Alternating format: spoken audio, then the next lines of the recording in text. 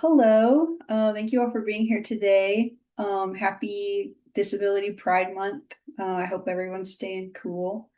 Welcome to our Missouri Open Door Benefit Series for July. My name is Cameron Rice. I am a research assistant at the University of Missouri Kansas City's Institute for Human Development. And I'm joined by Brittany Burkhart, one of our project coordinators. And today we will be learning about vocational rehabilitation.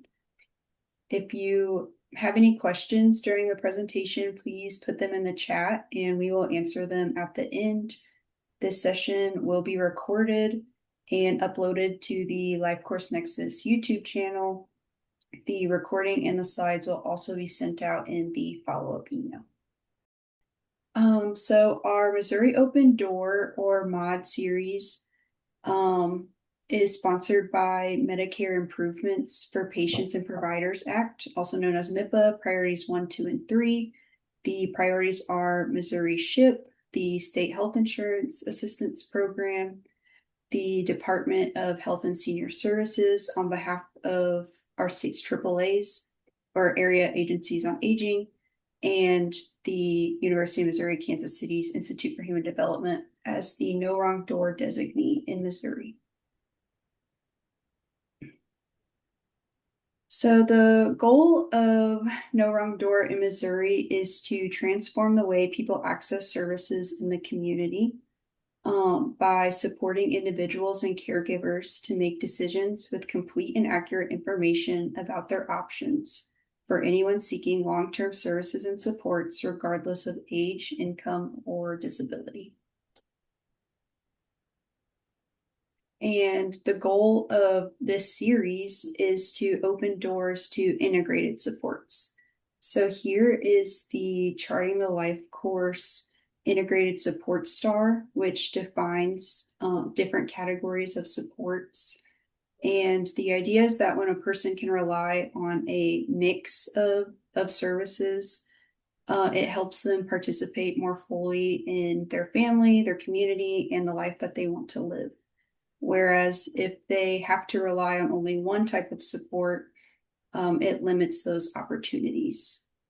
So within the support star, there are 5 different types of supports, including personal strengths and assets, relationships, eligibility specific supports, which is what we discuss here in the benefit series, community-based supports, and technology, which is what we discuss in the MOD technology series. And this is these are all of the remaining mods for the rest of the year. The benefit series is on the second Wednesday of every month from 12:30 to 1:30 p.m. And our next one will be on August 12th on how Medicare fits into long-term care. And our technology series is on the fourth Wednesday of every month at the same time. Our next one will be on July 22nd and we'll be discussing comfort and confidence for personal care. I'm going to add the links to to register for those upcoming mods in the chat. And then the rest of the links will be sent out. Oh, sorry, I'm having a little some issues adding them to the chat. So I'll send those in just a bit. But the rest of the links will go out in the follow-up email. And with that, I will pass it over to Mary Ross and Sarah Deal to share with us about Voc Rehab. So thanks for joining us today to talk a little bit about vocational rehabilitation, what that looks like for the state of Missouri, and just to get an overview of some of the services that we provide. So vocational rehabilitation is a state agency that partners with people from all sorts of backgrounds that may have a medical condition or disability that makes it harder for them to get or keep a job. Every state in the US has a vocational rehabilitation. However, every state is different. And so today we're just going to talk a little bit about Missouri vocational rehabilitation.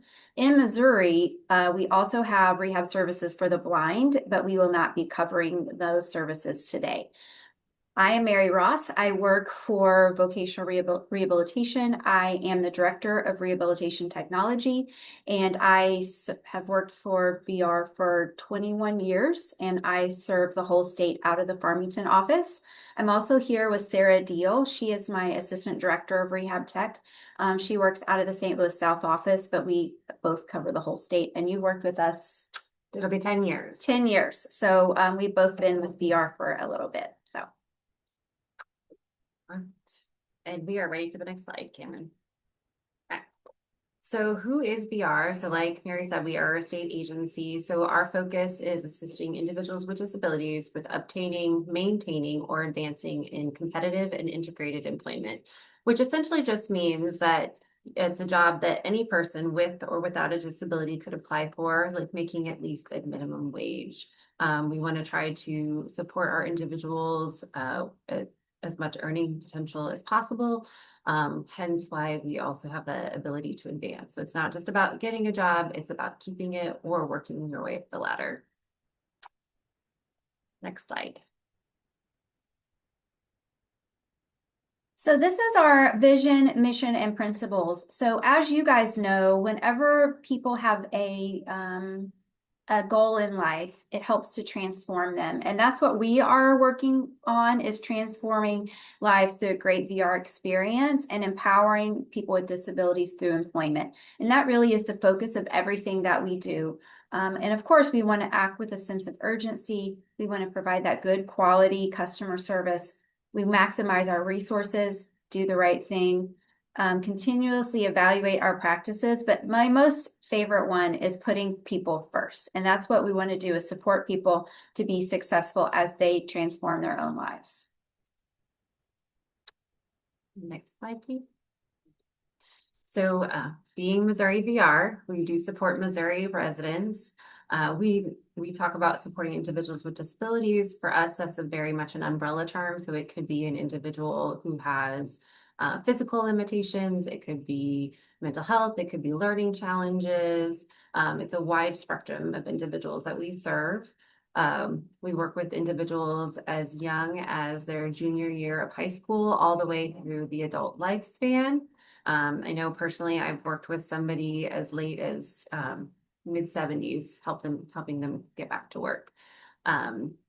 Individuals come to us from various places. So it could be an outpatient rehab facility, a community mental health provider, substance use treatment centers, the Department of Correction, word of mouth. We don't necessarily have a limit on the amount of times people can seek out services. So we want to be here as a resource. For us, on the VR side of things, when we're establishing eligibility for our clients, there's a couple pieces that we look at. And so one, we look at, is there a documented disability, which could be medical records, it could be their IEP from high school, it could be a Social Security award letter if they're receiving disability benefits for themselves. The counselor and the client talk about the disability and limitations. And so the counselor then uses that information to determine what disability priority category they might fit into. So we have 3 categories. Category 1 is an individual with the most significant disability, meaning that they have 3 or more of the functional limitations that you see on your screen. A significant disability would be 1 to 2 functional limitations, and category 3 would be an individual with a disability. So just to kind of help you think about some of these functional limitations and what does that mean in the VR world. So, just thinking about self-care, it could mean that somebody requires assistance with ADLs, or maybe the oversight of a guardian to help in their decision making. Maybe they need modifications to a home so they can independently perform those activities of daily living. Communication, so maybe somebody requires the use of a hearing aid. or maybe has a significant speech impediment and struggles to communicate in a work environment. Mobility, so individuals using some kind of mobility device to navigate their work environment. Self-direction could be a lot of things, right? So maybe somebody who struggles with staying on task, or maybe they need some oversight to guide their behavior and decision making. Work tolerance could be anything from frustration tolerant to managing stress in the work environment. It could also look like difficulty with chronic pain and endurance. Work skills, so maybe somebody who had a significant TBI and struggles with retaining information, maybe struggles with learning new skills. And so that might be an aspect to look at for work skills, interpersonal skills, right? I have trouble getting along with my coworkers.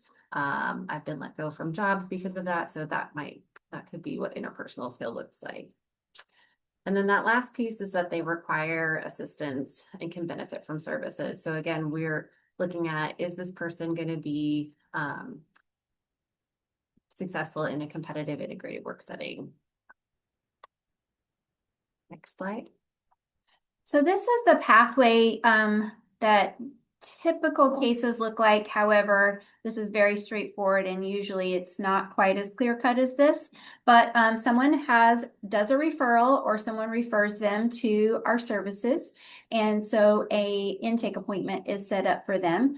They would then go to the intake appointment and finish that application for services, and then we would request medical records or some kind of documentation and start the process of talking about what is your goal? What are things that you are interested in doing, and how can VR help you? And then we determine them eligible based on our criteria that Sarah went over, and having the documentation, and do they have a impediment to employment, which means do they have a roadblock that we need to help them get over or remove or lessen. We do have a waiting list right now for services. And so if you are in category 1, which is the most significantly disabled, there is not a waiting list. If you're in category 2, the waiting list right now is pretty quick, maybe just a couple weeks. And then category 3, that is a little bit longer of a wait list. Once you come off the wait list, then you continue to work with your counselor to agree to your plan for employment. And you get documentation, and you guys work together to set the goals for that. And then you move into service status. We help you with whatever, it's very individualized. So we help you with whatever that has been determined with you and your counselor. So if that is training, or if it's help finding a job, and we're actively pursuing your goals. Once you get a job, then we still stay in contact with you doing retention services, making sure that it's a right fit, that things are going well. And then once you're successfully employed at least 90 days, and sometimes it's more than 90 days, then your case is closed successful with VR. But the good news is that doesn't mean that you can't contact your counselor anymore if you have questions or concerns. Next slide. So with determining employment goals, we want to consider a multitude of factors. So a client and a counselor will meet for vocational planning, and this is a great opportunity for the client and the VR counselor to dive into what are the client's interests, what are their abilities, what are their values for employment. We would discuss labor market information, determine what opportunities are available in that client's local geographical area, because we don't want to be pursuing something that there's no openings in or opportunities for, right? And because we do specialize in working with individuals with disabilities, we discuss how their disability might impact them in certain jobs or work environments. We want to explore what types of assistive technology or accommodations might be needed to increase the likelihood of successful employment. But we also want to take into consideration those non-disability related barriers, because as human beings, we're complex, right? So what does transportation look like? What are childcare needs? Are there legal barriers that we need to acknowledge and consider when we're looking at our employment goals? So we really want to look at the full person when we're looking at determining suitable employment goals. Next slide. So in a perfect world, right, our VR journey would look like the second line on our slide, right? A to B, just straightforward, and just processing through, progressing through life. But we're humans, right? We're people. And so often our journey can look a little bit kind of all over the place, like a big ball of yarn.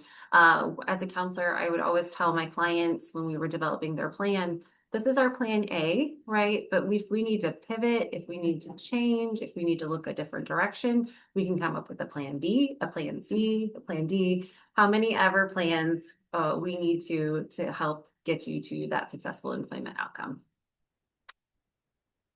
Next slide.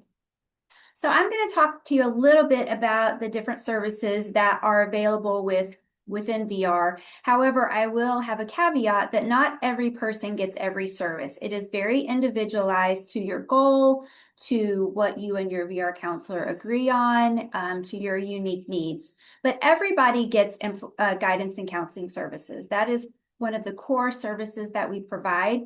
We work with folks to explore their needs, their interests, their plan A, plan B, as Sarah said, sometimes plan C and D.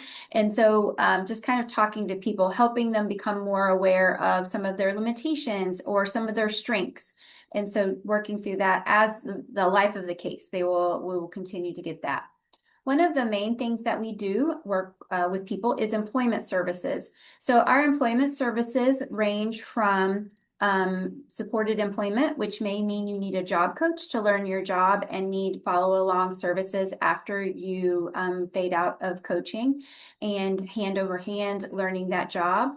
It could mean regular employment services, which is a little less intense, where yes, you're needing some help with a resume and help filling out those crazy online job applications, but yet you are able to maybe interview on your own with a little bit of prep.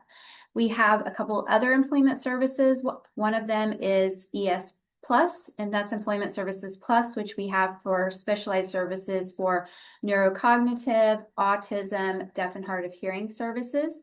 And so that is people who are community rehab providers who we partner with that are trained and have some experience in those specific areas. Not every place in the state has all of those services. However, we do offer employment services even if there's no specialized service to that type of person. The other service we offer is IPS, which is I never can remember it. Individual placement support with supports. And so that service is for people with significant and persistent mental health, and they need to be connected with a service provider and receiving those ongoing mental health services. We do help and Sarah's going to talk a little bit about what is financially based and what is not, but depending on your specific need, we do sometimes help with training, which could be college, it could be trade school, it could be apprenticeship, it could be VOTEC. We also work with high school students who are rising seniors. So we do summer work, which is between the summer between their junior and senior year, where they work in a workplace and they learn job skills, and that's typically a 6-week program.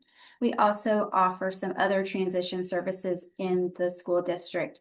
I think every high school has a VR counselor assigned to them.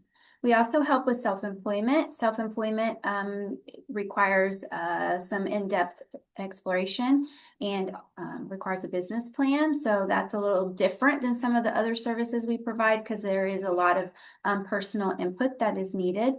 Physical and mental restoration could be something like a prosthetic or cataract surgery or some of the other roadblocks that people have to get back to work. And my favorite, because it's under our area, is rehabilitation technology. So that is assistive technology that people may need to go back to work. And it may be as simple as a adapted mouse or as complex as a full ergonomic. We're working with somebody right now in a factory that we're trying to help develop a way for him to do his job successfully. We also cover mobility devices in rehab tech. We cover deaf and hard of hearing services. We cover mobility devices, home mods, vehicle mods, and farm cases that lead to agribility. And so if you have someone who has been injured and is a farmer but needs to be able to get back to farming, that's another program that we cover under Sarah and I's area. So the next slide is how do I refer? So what's the referral process? So you can absolutely call the local VR office. We put a link to that, or if you Google Missouri VR offices, that is the first thing that comes up, and you'll be able to see the offices.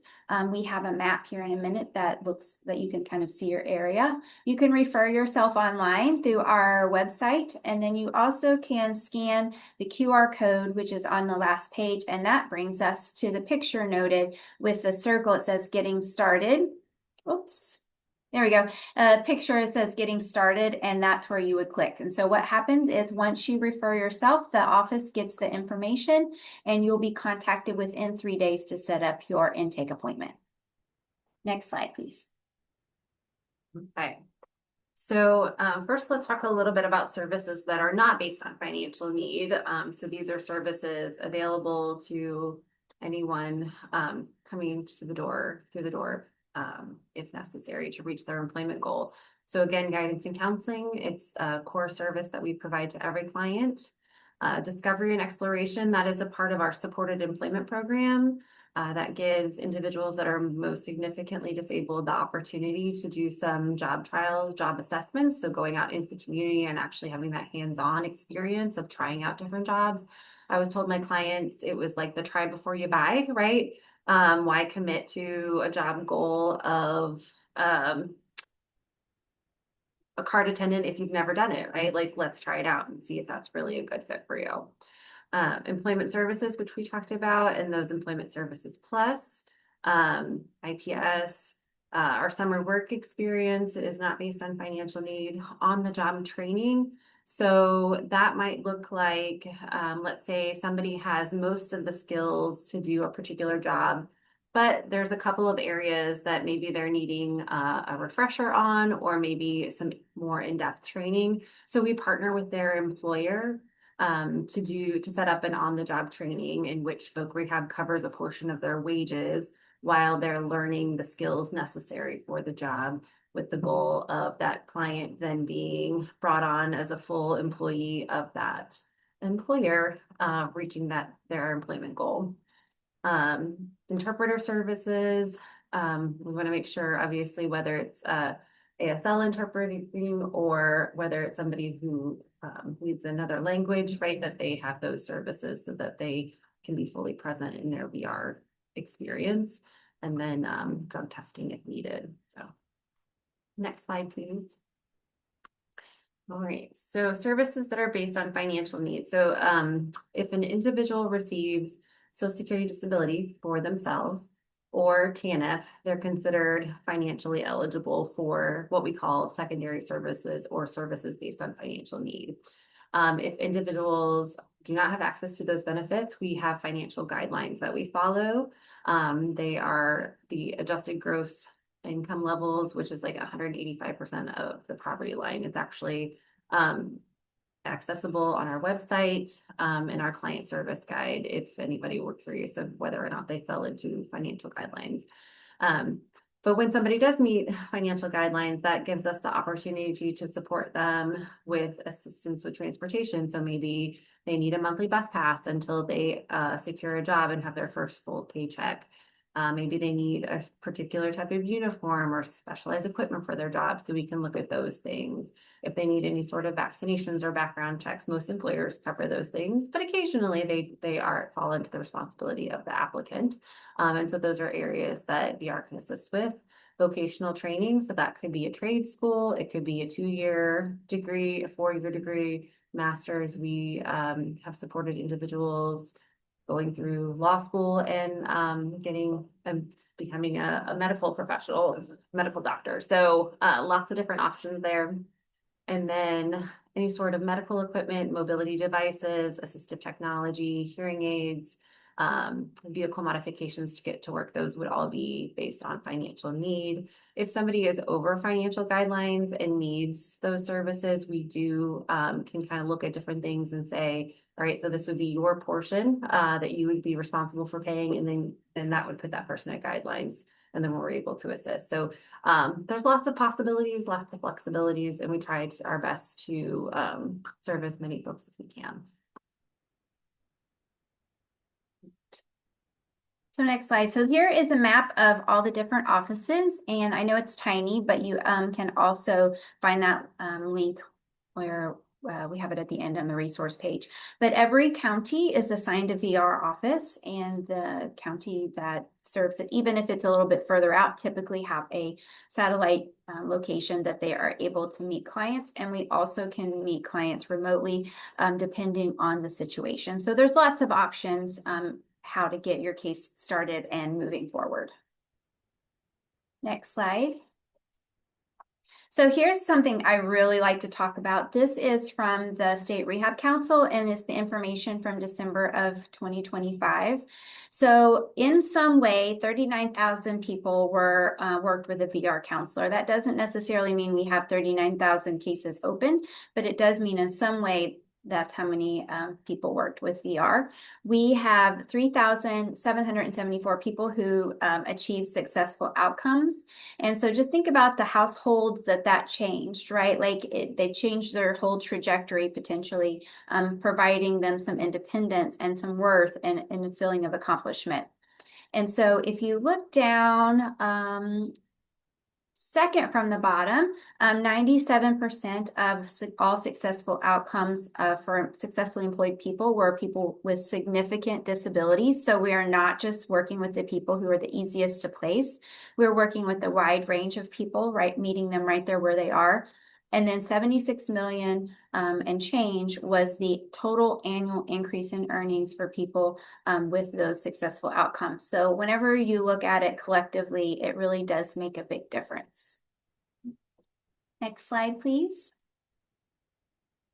We just wanted to give you some places to explore and talk a little bit about some of our partners. So obviously we have our website here, and we cover a wide range of disabilities, but individuals with significant visual impairments would be served by our sister agency, which is Rehab Services for the Blind. We also partner a lot and encourage everyone to know about Missouri Assistive Technology. So that is our local state act program, tech act program.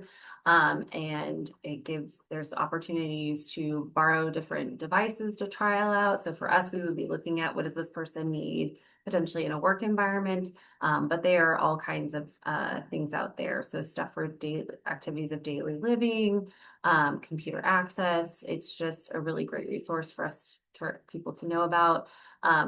Missouri Assistive Technology also has what we call the Show Me Loans program. So let's say if somebody maybe wasn't working with VR or was above VR guidelines, but they needed like a low interest loan, that could be something that they could reach out to Missouri Assistive Technology for. We also wanted to highlight the Job Accommodation Network, so Ask Jan, which is a great resource for folks to know about. So you can go and look based on a type of diagnosis, what might be some accommodations, or based on what are some struggles somebody's having in a particular work environment. They will help talk individuals through the process of requesting accommodations. So overall, just a really great resource to be aware of. Next slide. All right, so here is our favorite part personally is the questions, the Q&A, because we know people have really great questions.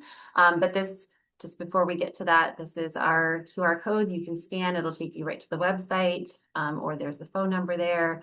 If people have questions, there's the info at Missouri VR.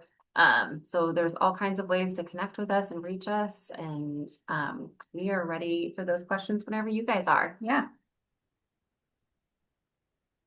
We do have some in the chat that I'll just read out to you, but if anyone else has questions, feel free to come off mute or continue putting them in the chat. That's fine too. So our first one, are there any supports available for young adults who are going the college route? Well, that's that question could go either way. So are we talking about financial support, or are we talking about independent living? So it's definitely worth looking into because we are able to breed services with Pell and A plus as long as there is a need and that person is financially eligible, or we do have a lesser program for people who are over financial guidelines that get a little bit of support. So yes, it would definitely be worth looking into. The other great part about this is you have somebody who's checking on your child who is not mom or dad, and sometimes they open up more if there's struggles or things that they're running into if it's not somebody so close to them. And so it's really a great support in both ways, right? Like there could be a support financially, but also there's that support to help them be successful as she transitions into college, which is a lot different than high school. Right, that's what I thought too. But she of course is my child, and she don't want to hear from mom anymore. She wants. Right. Yeah, I have one of those. So you may just want to say, hey, here's some options to get additional funding, and then some of the other services will come along with it. Thanks. Yeah, you're welcome. And then our next question, do you do any transition planning with youth at parochial high schools? So we want to be in all the places and spaces that we can be. So if there are private schools that would like to have someone from VR, we would be happy to help make those connections happen. I know some of our counselors do have referral schools that they work with that are private. It's just sometimes it's challenging for us to get into some of those schools, but we want to serve all the students that we can. So if you have connections, let us know. And like Sarah said, we can try and point that school in the right direction. And then a question about transportation. So is transportation help only temporary until they start getting paid, or could it be long term if they can't navigate the bus system on their own, or it isn't an option to their place of employment? So it is temporary, right? It's during the job looking process. And then once somebody gets a job that, we do help a little bit at the beginning so they can make sure and get their first check. But it is something that is temporary while they are looking and getting established in their job. If they're having trouble learning the bus route and they're working with a community rehab provider, that might be part of the package of services is to help them learn their bus route while they're providing that employment service in the retention services that are offered no matter the employment program. In the St. Louis area, at least with Metro, we have the travel training program in which they help train individuals on what bus routes they need to take or if it's a call or ride. So.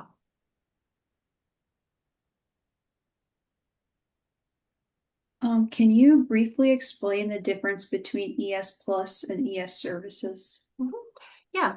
So employment services, so in both services, they're working with an individual often called a job developer or an employment specialist with one of our community rehab providers. So an employment specialist who serves ES clients or provides ES services, right? That individual works with a wide variety of disabilities and kind of, adjust their supports obviously based on need. But for our ESP, that is going to be an employment specialist that is highly specialized in that particular disability. So for example, somebody working with ESP with our neurocognitive, their job developer they have that job employment experience, but they might also be a certified brain injury specialist. Somebody with a deaf and hard of hearing means that they're a licensed interpreter, right? So they have that employment knowledge, but they also have the ability to communicate in that person's first language. So it's just another level of specialization. Receiving similar service, right? Individualized service. Are there things in a person's PCSP that can hinder them from receiving support? I have had someone who had mandated one-to-one supervision, and the people that were providing that through their ISP, I think, were not able to provide that one-on-one and we couldn't get it changed. And so that was a roadblock for them to go to work, but that was more on the independent living and who was dealing with their supported living than it was on our end. Can you discuss the process for VR clients in selecting community rehab providers? Yeah, so I will say every office does things a little bit different, but we have a list of community rehab providers. And so depending upon what area you serve, right? So I can say as a counselor, I served a more rural area. So my list was quite a bit shorter than if I was working in the St. Louis area. And so we talk about like locations, we talk about like, you know, if certain CRPs, if their job developers had specific connections that were in line with the type of jobs that the client was looking into. Um, or so we talk about it that way. Another way, another approach is maybe you might say, okay, like, hey, let's identify 2 or 3 of these people, and do you want to reach out together and we can talk to them and you can get more familiar with their program and you make a decision. Do you want to do the research on your own or with mom and dad? So there's lots of different ways that we can assist our clients with exploring community rehab providers. And it is obviously going to be individualized to, our client and kind of what's going to be most comfortable for them. Because sometimes some clients are terrified at the idea of picking up the phone and calling a stranger, or other people are like, no, I got my list of questions and I'm ready to reach out now. So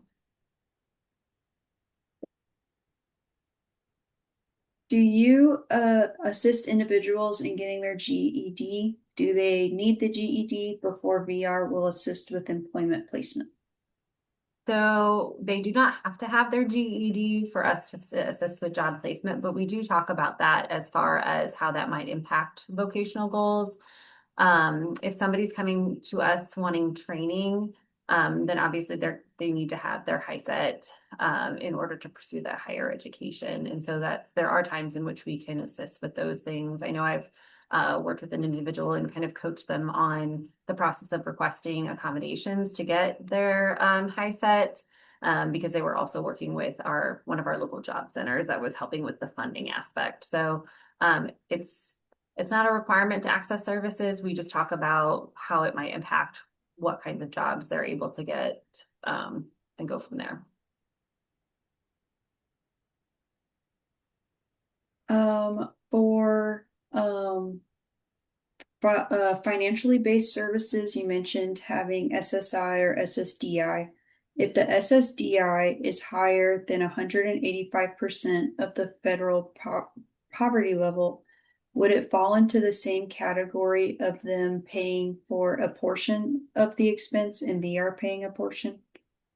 So as long as it is Social Security disability or SSI/D on the person's own record, then even if their benefit payment happens to be over because of maybe number in the household or other covered individuals in the home, then that doesn't matter. As long as they're on either Social Security disability or supplemental income disability on their own record, then it doesn't matter how much they get.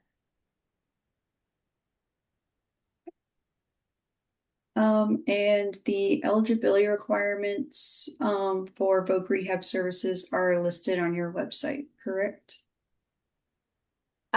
So there is the ability to access what we call our client service guide that is available on our website. So that's a document that goes over like our policy, procedure, some of the things our counselors follow when it comes to decision making as far as training. So it's not like right there when you get to the website, but if you look for the client service guide, there is information about eligibility in there. What are some of the most common misconceptions about VR you hear from potential clients seeking your services? One of the ones that we hear a lot is, I didn't know I could come back. So VR is not a one and done service. If you use our service and then 2 to 5 to 10, 15 years from now, you need our services again, you absolutely can come back. The other thing that people don't realize, I think, is that you can call us at any time and talk to us. So even if your case is closed, you can talk to who was your counselor before and kind of chat through some things to see if there's resources that might be available to you, or maybe it's the right time to reopen your case. What would you say?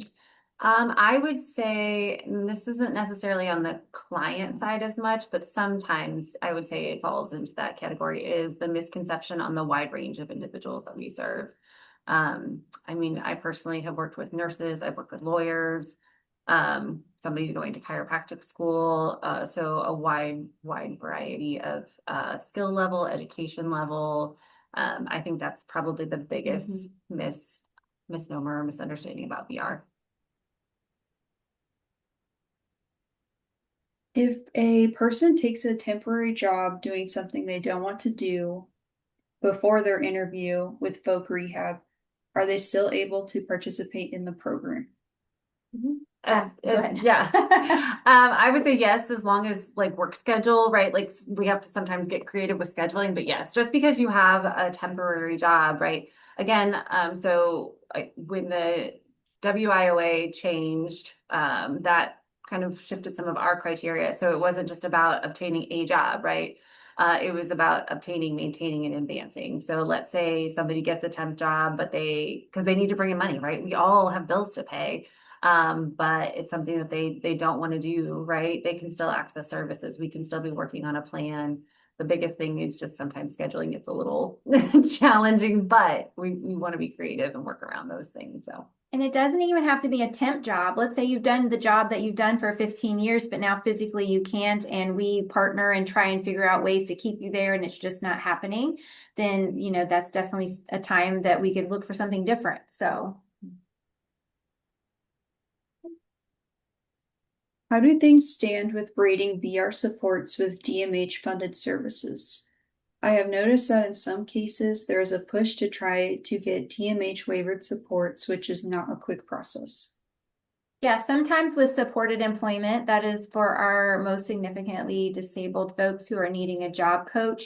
VR can't pay for job coaching indefinitely, so we do try and get those supports set up through DMH so that we can fade our coaching out, but still they are continuing to receive the level of support that they need. So we always try and braid services because we're all trying to be good stewards of our money. But if there's other resources out there that we can work together with, then we're going to try and work together with those. And this is our last question in the chat at the moment, but again, feel free to add more or come off mute. If a person has struggled for a couple of years holding a job due to anxiety or depression and then gets placed on medications that help them, are they still eligible for services since without the meds they can't hold a job?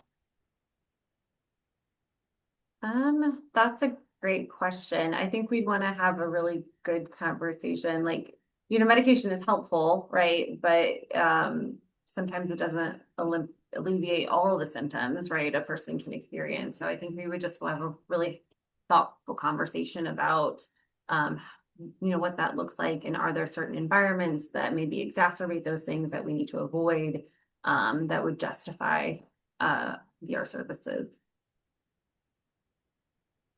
And we did have another question pop up in the chat. If a person already has a job choice in mind, do they have to go through evaluation, job shadowing, etc. first? So Maybe. yeah. That's not a yes or no. I would, we want to make sure that it's, somebody can have a really solid idea of what they want to do. So I'll use an example that I ran into as a counselor. So I had an individual who was dead set on going just for training for woodworking. But he had a very severe back injury. And it would have exacerbated his disability to pursue that line of work. And so we had to have that conversation of like, you know, ethically, right? We know that this is something that's going to exacerbate your disability. And so that's not something that we can support, right? So, we want to have conversations about, why that particular field or particular job goal, what is it about it? Let's talk about all the different aspects, just to make sure that we're pursuing something that's going to be a good fit, and going to be feasible and something that person can be successful in. So that's not a yes or no. It depends. You guys have great Right. questions. Yeah, that's what I was just about to say. Just thank you to all of our attendees for these wonderful questions. We love helping you get the information that you're looking for. And thank you, Sarah and Mary, for answering all the questions so thoroughly. So I will say too that if I think of questions after the fact, right? Like the door closes after the doctor's leaving, and I should have asked this question. So don't hesitate to reach out either to your local office or to Sarah and I, or through the info question email, and then those questions can get answered.